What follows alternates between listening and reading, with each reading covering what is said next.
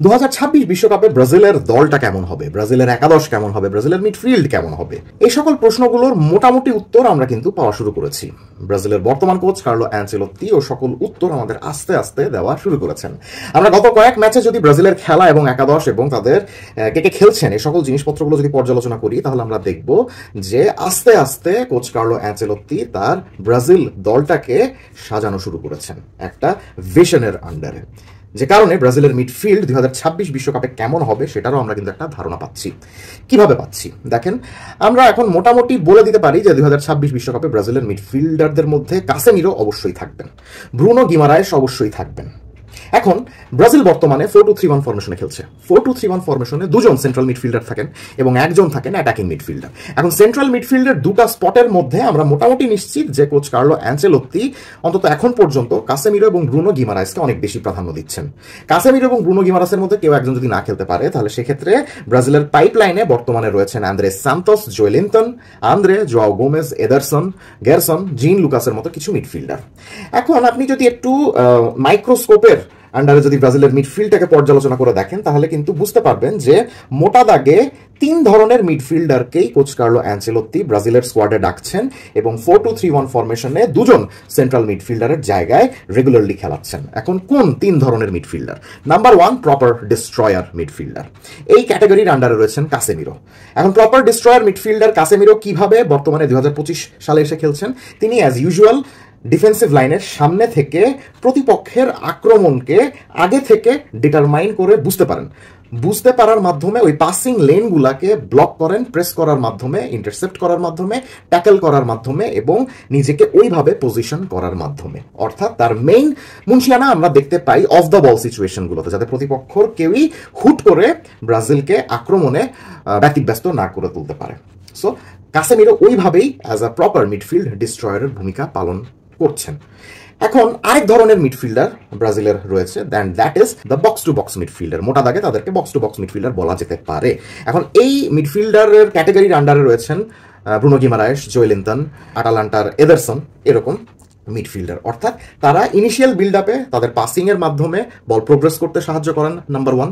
তাদের ওই ইন্টেন্সিটি রয়েছে, যে ইন্টেন্সিটির কারণে তারা খুবই প্রেস করতে পারেন প্রতিপক্ষকে এবং ট্যাকেল, ইন্টারসেপশনের মাধ্যমে বল কেড়ে নিতে পারেন এবং নতুন করে নিজেদের আক্রমণ রিসাইকেল করতে পারেন এবং বলটা ক্যারি করে সামনে নিয়ে গিয়ে আক্রমণ ভাগের সাথে একটা কানেকশন গঠন করতে পারেন। প্রপার বক্স টু বক্স মিডফিল্ডারদের কাজ এরকমই এবং ব্রুনো গিমারায়েস, জোয়েলিনটন তারা এইভাবেই কিন্তু খেলে থাকেন। ব্রাজিলের আরেক ক্যাটাগরির সেন্ট্রাল মিডফিল্ডার যিনি রয়েছেন তিনি হলেন লুকাস পাকেতা এবং তিনি কম্প্যারেটিভলি অ্যাটাকিং মাইন্ডেড। তার ভিশন আছে, তার ক্রিয়েটিভিটি আছে, তার বল ক্যারিং ক্যাপাবিলিটি রয়েছে, কিন্তু তিনি সকল গুণাবলী প্রদর্শন করতে পছন্দ করেন একটু অ্যাডভান্সড রোলে, অর্থাৎ অ্যাজ অ্যান অ্যাটাকিং মিডফিল্ডারের ভূমিকায় বা এমন একজন নাম্বার 8-এর ভূমিকায় যেই নাম্বার 8 একটু অপেক্ষাকৃত বেশি সামনে খেলতে পছন্দ করে। আপনি দেখেন, আমি কিন্তু তিনটা মিডফিল্ডারের ধরন এক্সপ্লেন করলাম, বাট একটা মিডফিল্ডারের ধরন কিন্তু এক্সপ্লেন করি নাই, and that is the role of a regista. এখন রেজিস্টা কি? আমরা মোটা দাগে বলতে পারি যে রেজিস্টা হলো এমন এক ধরনের midfielder who is a fantastic ball player. First of all, উনি এমন একজন মিডফিল্ডার যিনি কিনা short passing, long passing, medium রেঞ্জের পাসিং, যে কোনো ধরনের পাসিং খুবই দুর্দান্তভাবে করতে পারেন এবং নিজেদের ডিফেন্সের মাঝখানে থাকেন। অর্থাৎ যে দুজন সেন্টার ব্যাক রয়েছেন, সেই দুজন সেন্টার ব্যাকের মাঝখানে একদম পেছন থেকে বিভিন্নভাবে আক্রমণ ভাগের উদ্দেশ্যে পাস পাঠিয়ে দেন তার ইম্প্যাক্টেবল ভিশন এবং তার পাসিং কোয়ালিটির মাধ্যমে। তার কিন্তু অত বেশি যে ডিফেন্সিভ অ্যাবিলিটি রয়েছে সেটা আমি বলবো না, কিন্তু on the ball he is fantastic, he should be fantastic. যেমন ধরেন ইতালিতে আন্দ্রেয়া পিরলো যেরকম মিডফিল্ডার ছিলেন, ম্যানচেস্টার ইউনাইটেডের পল স্কোলস যেরকম মিডফিল্ডার ছিলেন। সো ওই ধরনের বল পায় ফাটাফাটি মিডফিল্ডার কিন্তু ব্রাজিলে নেই, যিনি কিনা ডিফেন্সিভ মিডফিল্ড রোলে পেছন থেকে খেলাটাকে গড়ে দিতে পারেন, খেলার টেম্পো কন্ট্রোল করতে পারেন এবং খেলার স্পিড নিজের ইচ্ছে মতো বাড়াতে কমাতে পারেন তার short range passing, medium range passing এবং লং রেঞ্জ পাসিং এর মাধ্যমে। এমনই একজন মিডফিল্ডারের কিন্তু অবশ্যই দরকার রয়েছে, কারণ বলা যায় না বিশ্বকাপের মতো একটা আসরে যে কোনো ধরনের মিডফিল্ডারেরই কিন্তু দরকার। হয়তো বা ব্রাজিল এমন একজন প্রতিপক্ষের সামনে পড়লো যেই প্রতিপক্ষের এগেনস্টে এই ধরনের একজন রেজিস্টারই দরকার, যে কিনা পেছন থেকে টেম্পোটাকে গঠন করতে পারে। সো ব্রাজিল চাইলেই ওরকম একটা মিডফিল্ডারকে দলে নিতে পারে, বা কোচ কার্লো অ্যানচেলোত্তি চাইলেই এখন থেকে কিন্তু এমন একজন মিডফিল্ডারকে দলে নেওয়ার ব্যাপারে ট্র্যাকিং করা বা স্কাউটিং করা শুরু করে দিতে পারেন। মজার ব্যাপার হচ্ছে এমন একজন মিডফিল্ডার কিন্তু এখন ব্রাজিলে রয়েছেন, সেই দুর্দান্ত মিডফিল্ডার, তাকে বার্সেলোনার সাপোর্টাররা চিনবেন, ইউভেন্তুসের সাপোর্টাররা চিনবেন। তাকে এককালে বলা হতো ব্রাজিলিয়ান জাভি হার্নান্দেজ। আমি বলছি আর্থুর মেলোর কথা, নিশ্চয়ই আপনাদের তার কথা মনে রয়েছে। 2017 সালের দিকে বার্সেলোনা যখন হন্য হয়ে জাভি হার্নান্দেজের রিপ্লেসমেন্ট খুঁজছিল, তখন এই মিডফিল্ডারটা গ্রেমিওর হয়ে ব্রাজিলিয়ান লিগ মাতাচ্ছিলেন এবং কোপা লিবার্তাদোরস জিতেছিলেন। সো তখনই তাকে বার্সেলোনা দলের মধ্যে নিয়ে আসে। কিন্তু কপাল খারাপ, বিভিন্ন ইনজুরি কারণে এবং ফর্মহীনতার কারণে এবং তার লাইফস্টাইলের কিছু সমস্যার কারণে তিনি বার্সেলোনায় কখনোই সেরকম ক্লিক করতে পারেননি। বার্সেলোনা থেকে যখন ইউভেন্তুসে গেলেন, ইউভেন্তুসও সেরকম ক্লিক করতে পারেননি। ফলে যে জিনিসটা হলো, বার্সেলোনা এবং ইউভেন্তুসের মতো বড় ক্লাবে তিনি রেগুলারলি খেলার ওই লাইসেন্সটা হারিয়ে ফেললেন। এরপরে লিভারপুল, ফিওরেন্তিনা, জিরোনা বিভিন্ন ক্লাবে ধারে গিয়েছেন, কিন্তু কোনো ক্লাবেই নিজেকে সেভাবে এস্টাবলিশ করতে পারেননি। শেষমেশ গত কয়েক মাস আগে তিনি আবারও ঘরের ছেলে ঘরে ফিরে গিয়েছেন, ব্রাজিলিয়ান ক্লাব গ্রেমিওতে ফিরে গিয়েছেন। গ্রেমিও যে এখন ব্রাজিলিয়ান লিগে খুব ভালো অবস্থায় রয়েছে ব্যাপারটা সেরকম নয়, খুব সম্ভবত 11 বা 12 নম্বর পজিশনে রয়েছে। কিন্তু মজার ব্যাপার হলো, গ্রেমিওর কিন্তু রেলিগেশন ফাইট দেওয়ার কথা ছিল। রেলিগেশন ফাইট না দিয়ে তারা মোটামুটি একটা মিড টেবিলের যে অবস্থান করছে, এটার পেছনে মেইন কারণ এই আর্থুর মেলো। এবং আপনারা শুনলে অত্যন্ত খুশি হবেন, স্পেশালি যারা ব্রাজিলিয়ান সাপোর্টার রয়েছেন তারা শুনলে অত্যন্ত খুশি হবেন।